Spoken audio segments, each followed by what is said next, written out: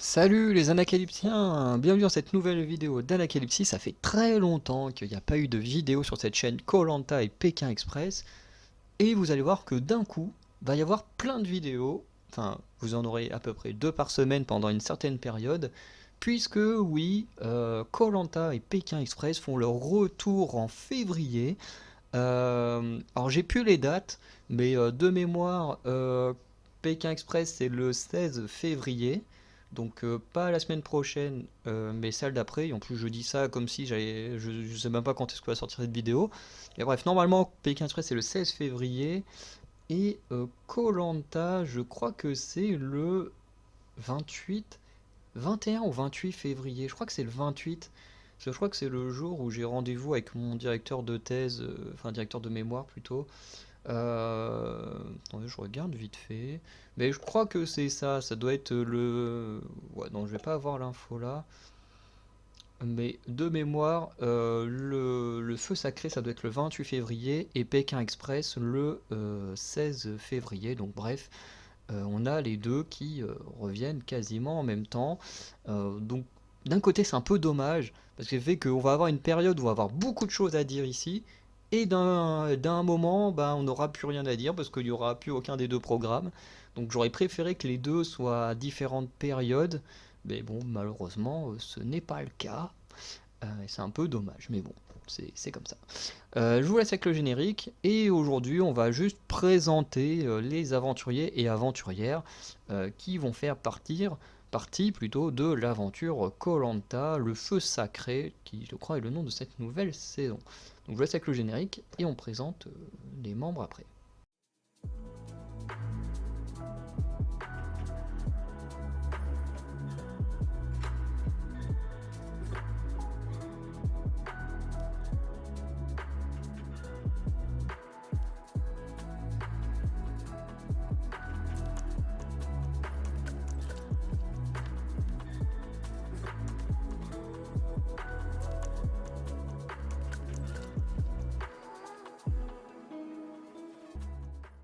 Donc on commence avec Alexandre de koh enfin de koh, c'est logique, en même temps on est là pour présenter, donc il a 34 ans, responsable logistique, et qui vient de la Seine-Maritime, donc de la Haute-Normandie.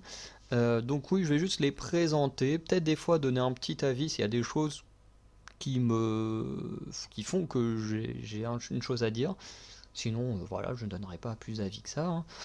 Mais le but c'est plus de vous présenter un peu les aventuriers. Donc là je suis sur le groupe Facebook où il y a eu des petites présentations de fêtes, donc voilà. Du coup, on nous dit qu'Alexandre n'est pas un grand sportif. Il n'a pas non plus fait de grandes études, mais il sait se servir de sa tête. À 17 ans, il a arrêté l'école et beaucoup s'inquiétaient pour lui. Orgueilleux et malin, il a néanmoins très bien su tracer son chemin et gérer ses équipes. Alexandre est très fier de sa réussite professionnelle et familiale qu'il ne doit qu'à lui-même. Sur koh c'est avec stratégie et opportunisme qu'il compte aller loin. Donc il peut être sympa. Après, il a quand même l'air costaud sur la photo, mais bon. Enfin, quand je dis costaud, pas gros, mais il a l'air musclé, et c'est pour ça que ça m'étonne que ça commence en mode il n'est pas un grand sportif. Mais bon. En tout cas, s'il est stratège et qu'en plus il vient de Normandie, ça peut être que bien pour moi qui soutient souvent en priorité ceux de ma région. Ensuite, on a Benjamin, 23 ans. Ah oui, c'était. Oui, oui, non, c'est bon. Qui est marin, donc voilà, et qui vient des Bouches-du-Rhône dans le 13. Donc je vois pas trop où c'est. Enfin, si ça doit être dans le sud-est, mais voilà. Avec son accent en chantant et son mode de vie, Marseille, bah oui, ok, voilà, c'est bien le sud-est. Marseille coule dans les veines de Benjamin. Marin sur un ferry, il est comme un poisson dans l'eau. Ses collègues sont devenus sa deuxième famille et son métier une passion. Et quand il ne travaille pas, Benjamin prend ce que Marseille lui offre. Foot, pétanque, sorti en boîte de nuit. Bon, ça fait un peu cliché quand même, la présentation de Benjamin, et surtout les calanques. Il va pour courir, nager ou faire de la chasse sous-marine avec son père, son mentor, qui aurait rêvé de participer à koh. Benjamin veut relever ce défi pour lui et gagner les 5000 euros pour bien démarrer dans la vie. Bon, après, il peut être très sympa. Sa présentation, je suis pas fan, ça fait très cliché du Marseillais qu'on a en France. Donc j'espère que dans l'aventure, il n'aura pas, il sera pas un vrai cliché comme il a l'air de l'être à travers cette présentation. Ensuite, on a Emine, 56 ans, directeur général, donc il vient de Belgique, autodidacte et pugnace. Je ne sais pas ce que veut dire pugnace. Emine est de ceux qui se sont faits tout seuls. Entré à 19 ans comme simple ouvrier au parc des expositions de Bruxelles, il en est aujourd'hui le directeur général opérationnel. C'est incroyable, superbe évolution en tout cas. Très fier de sa réussite, cet Albanais d'origine s'inscrit sans relâche depuis plus de 20 ans à koh Lanta. Son fils l'entraîne même depuis des années. Emine est bien décidé à montrer que les quinquagénaires peuvent faire de grandes choses. Et oui, on l'a déjà vu que des quinquagénaires pouvaient faire de grandes choses à koh Lanta. En tout cas, bonne présentation. J'aime bien son évolution en termes de métier, c'est incroyable. Voilà. Ensuite, on a Esteban, 40 ans, vendeur et démonstrateur. Je ne sais pas ce que c'est un démonstrateur. Qui vient de l'Eure-et-Loir dans le 28. J'ai aucune idée d'où c'est. Sympathique et avenant, Esteban est fait pour la vente. Le discours est bien rodé et avec le sourire, cela fonctionne toujours. Passionné de magie et d'hypnose, Esteban est très observateur et lucide. Mais ce dernier veut surtout faire rêver ses deux enfants, il veut être leur héros. Avec son bagou et son sens de l'adaptation, il est persuadé qu'il peut aller au bout. Donc on verra ce que ça donnera. Ensuite, on a Frédéric, 33 ans, directeur commercial en Hauts-de-Seine dans le 92, donc sûrement autour de l'Île-de-France, enfin dans ce coin-là. Heureux en affaires et heureux en amour, ce directeur commercial est à l'aise partout. Doté d'un bon sens des relations et d'un esprit très joueur, pour lui, il faut gagner et avec la manière. Cette aventure, c'est également l'occasion de rendre fière sa famille sino-laotienne, dont il est très proche. C'était juste le temps que, dans ma tête, je démarque ce que voulait dire sino et laotien. Et puis avec le gain, il pourrait retourner à ses premiers amours, la restauration, et ouvrir son propre établissement. Ça pourrait être cool à voir. Gilles, 31 ans, agriculteur dans le Nord, dans le 59. Bon, là au moins je sais où c'est. Gilles est agriculteur et fier de bientôt reprendre les rênes de cette exploitation familiale. Fondée par ses aïeux il y a 4 générations. C'est vraiment un gros truc apparemment. Travailleur, il ne compte pas ses heures et pourtant Gilles ne changerait pour rien au monde de métier. Papa de 2 petites filles, Gilles veut vivre une grande aventure avant de devoir totalement s'investir sur ses terres. koh Lanta pour lui c'est maintenant ou jamais et il le sent, il va gagner. Eh ben, je le connais pas, je sais pas si je vais l'aimer, mais en tout cas je lui souhaite de la réussite dans cette aventure. Et en fait ce qui est toujours très triste avec koh Lanta, c'est que tout le monde vient avec de grandes espérances et que malheureusement il n'y en a qu'un qui peut réaliser la victoire. En même temps, c'est aussi ce qui fait la beauté de l'aventure et tout, mais voilà, malheureusement, il peut y en avoir qu'un à la fin. Ensuite, on a Martin, 30 ans, fromager et suisse. Ancien trader en salle des marchés, Martin a tout plaqué pour lui, son rêve être fromager. Bah, moi je suis désolé, j'aime pas le fromage, pourtant je suis normand, hein. Le fromage, il y en a quand même beaucoup qui sont fabriqués en Normandie, et malheureusement je suis pas un grand fan de fromage, hein.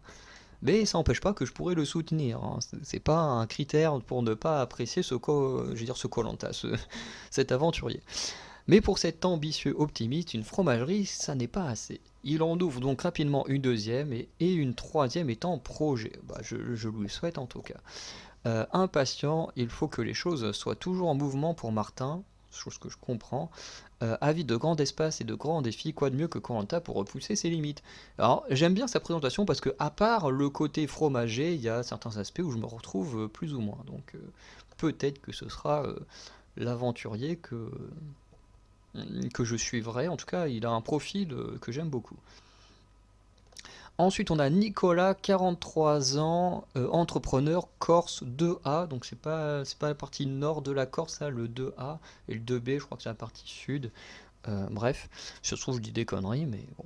Après un bref passage dans l'armée, Nicolas est aujourd'hui à la tête de nombreuses sociétés et d'un fonds d'investissement. Ouais. C'est en binôme avec sa femme qu'il manage ses équipes. Papa de 4 enfants, sa famille et sa plus grande richesse. Nicolas est aussi très sportive et même artiste sculpteur. C'est plutôt stylé ça. Ce touche à tout qui réussit tout s'attaque maintenant à koh de façon sereine et calculée, se donner un nouvel objectif, gagner. Et ben, on verra s'il réussit tout. En tout cas, peut-être que koh sera sa première découverte de la défaite, hein. Chose que je ne lui cède pas forcément, je connais pas, hein. En même temps, là, je suis limite en train de souhaiter la victoire à tout le monde, ce qui est totalement impossible, mais en même temps, je ne vais pas souhaiter la défaite à des gens que je ne connais pas, qu'on n'a pas encore découvert. Ensuite, on a Quentin, 26 ans, charpentier dans la Moselle, le 57. Euh, ouais, 57, je sais pas où c'est. Je sais où est le 56, mais pas le 57.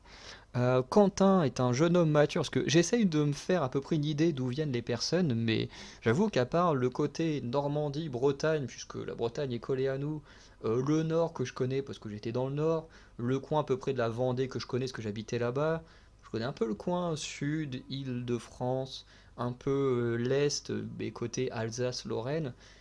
Après le reste, j'ai beaucoup de mal à pouvoir le placer, à part à peu près Lyon-Saint-Étienne, parce que c'est à peu près dans le même coin. Mais j'avoue que ouais, j'ai beaucoup perdu de, de mes placements des départements et des villes françaises. Bref, on revient sur Quentin. Donc, Quentin est un jeune homme mature, un jeune homme pressé. Il a tout fait vite. Il a déjà monté son entreprise, acheté sa maison et fondé une famille. Et il a 1 an de moins que moi. Il a fait plus de choses que moi. Il a appris très jeune la valeur du travail, tout comme la fragilité de la vie. Lui qui revient de si loin. Quentin, en effet, était victime d'un grave accident de moto, puis d'une agression. Euh, Par contre, je me demande quel genre d'agression. Enfin, bon, c'est pas forcément quelque chose, voilà, d'hyper intéressant, mais je me demande si c'est juste, voilà, il s'est fait tabasser par des gens ou si c'est agression. Vous voyez dans quel sens je veux dire? Parce que je crois que le mot est censuré sur YouTube, mais voilà, et qu'ils n'ont pas osé le dire. Mais bon, voilà, ouais, effectivement, il a l'air d'avoir connu des périodes très très dures dans sa vie. Il sait que tout peut basculer très vite et veut maintenant profiter de l'existence. Koh c'est la vie en grand à laquelle il aspire désormais. Et bah, j'espère pour lui au moins que l'aventure sera, s'il ne gagne pas, une bonne expérience au vu de son passé. Ensuite, on a Rudy, 41 ans, conducteur de métro dans le Val-de-Marne de 94, sûrement autour de l'Île-de-France. Rudy met l'ambiance, il aime rigoler, charrier, s'amuser, très sociable. Pour lui, le positif amène le positif, ce qui n'est pas faux, hein. En plus, j'en parlais il n'y a pas longtemps à quelqu'un qui, comme moi, est très pessimiste, et effectivement, le pessimiste, hein, n'amène pas trop le positif dans la vie. Donc, voilà, faudrait apprendre à être positif comme ce monsieur. Depuis 2007, il fait carrière à la RATP, passionné de boxe, il pratique et enseigne le kickboxing, ça a l'air trop cool. J'avoue que l'année prochaine, j'ai très envie de me mettre, enfin, en termes d'année scolaire, ouais, en termes d'année scolaire, j'ai très envie dans l'année prochaine, de me mettre à un art martial. Et j'avoue que le kickboxing, ça a l'air trop cool. Un sport qui lui sert d'exutoire pour gérer le stress et les responsabilités du quotidien. Car il est papa solo de 2 adolescentes, et ça c'est du sport. Très complice avec ses filles, il veut être un exemple et leur prouver que la détermination et la motivation mènent à tout. Entre sa bonne humeur et son esprit joueur, Rudy a toutes ses chances. Et ça je trouve ça très cool. Parce que à koh on a souvent des mères solitaires, mais on a très rarement des hommes solitaires, dans le sens avec des enfants et tout ça. Et du coup, je trouve ça très cool. Donc hop, on revient à Alexandre. Donc on a eu la présentation hop, des 10 hommes. Hop.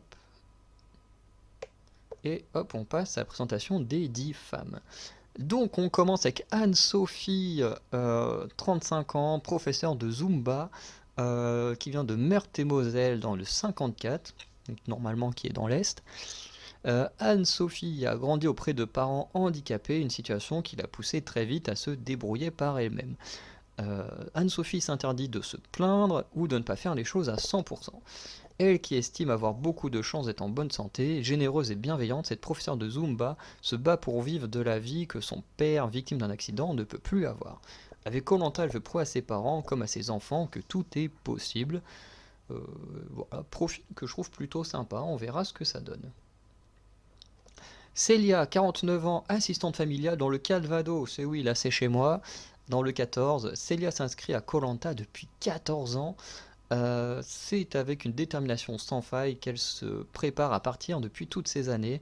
Elle a d'ailleurs commencé la lutte pour se préparer. Attends, je crois que je me suis perdu. Elle a d'ailleurs commencé la lutte pour se préparer, cherchant le sport qui lui donnerait le plus de clés pour l'aventure. Dès qu'il s'agit de compétition, Célia se transforme en bulldozer, mais dans sa vie quotidienne, elle est douce et bienveillante. Elle est d'ailleurs famille d'accueil pour des jeunes en difficulté. Elle veut prouver à tous ses enfants qu'il faut toujours croire en ses rêves. Bon, je vous le dis tout de suite, Célia sera forcément parmi ceux que je vais soutenir, hein, parce qu'elle vient de mon département, voilà, elle vient de... En plus, voilà, département et région, Basse-Normandie, même si techniquement la haute et la basse n'existent plus. En vrai, on l'utilise toujours, la haute et la basse, quand on parle entre nous, entre Normands. Et j'avoue que, bon, forcément, même si Alexandre est de la haute, je le soutiendrai également, voilà, parce que ça reste la Normandie, mais voilà, là, le Calvados, c'est chez moi, c'est ma maison, donc forcément, je vais soutenir une personne qui vient du Calvados, c'est obligé. Voilà. Ensuite, on a Christine, 49 ans, éducatrice pour chiens, qui vient de la Gironde dans le 33. Christine est une jeune grand-mère indépendante et libre qui a décidé d'enfin profiter de la vie après 20 ans consacrés à sa famille. Maman à 19 ans, ah oui, maman très tôt. Christine s'est épanouie en élevant ses 4 enfants tout en travaillant. Mais à 40 ans, elle décide de changer de vie. Elle se reconvertit en tant qu'éducatrice pour chiens. Elle se lance aussi corps et âme dans la course à pied et a gagné 6 marathons. Franchement, bravo. Moi, je déteste la course, honnêtement. C'est devenu sa lubie, être toujours la première. koh c'est l'occasion de vivre une aventure qu'elle ne se serait pas autorisée plus jeune. J'aime bien sa présentation, on verra ce que ça donne. Clémence, 27 ans, raccordeuse fibre optique dans la Charente-Maritime dans le 17. Ça, c'est typiquement un des départements que je suis incapable de dire où ça se trouve. Clémence est une jeune femme mature et solide, évoluant dans un milieu d'hommes. Elle n'a aucun problème à s'imposer, se faire respecter tout en... Ouais, je pense qu'il manque un mot, mais tout en restant calme et ferme. Ouais, tout en calme et fermeté. Ouais, je sais pas, la formulation est un peu chelou dans le texte. De toute façon, je vous mettrai à chaque fois des captures d'écran des textes que j'ai lus, hein. Mais dites-moi si vous aussi vous trouvez la formulation un peu bizarre ou si c'est juste moi qui la trouve bizarre. Bref. Souvent discrète, elle est aussi très à l'écoute. Ses qualités pourraient la mener loin dans l'aventure. Elle qui rêve d'exotisme et de pouvoir s'épanouir pour elle-même, loin des obligations familiales. Donc on verra. Elodie, 35 ans, responsable marketing de Belgique, donc deuxième belge. Grande joueuse, Elodie a trouvé sa voie en devenant responsable marketing et communication d'une entreprise de jeux de société. Oh, alors ça me plaît. Moi qui suis un énorme fan de jeux de société, ça me plaît. Pétillante, rigolote et son énergie, sa personnalité font d'elle la bonne copine, un brin excentrique. Passionnée de chant lyrique, son rêve de faire carrière s'est brisé à 23 ans quand on lui a trouvé des polypes. Je me demande, ouais, c'est ça. Des trucs, je pense, qui sont au niveau c'est pas au niveau des cordes vocales ou un truc comme ça. Mais alors qu'on lui interdisait le chant, elle n'en fait qu'à sa tête et a simplement changé de style musical pour moins pousser sa voix, place au rock. Quels que soient les défis de la vie, Elodie les surmonte avec passion et énergie au risque de fatiguer son entourage. Elle veut faire de même sur koh. Et j'avoue que j'aime beaucoup son profil, qui est vraiment très cool. Je regarde juste un truc. Oula.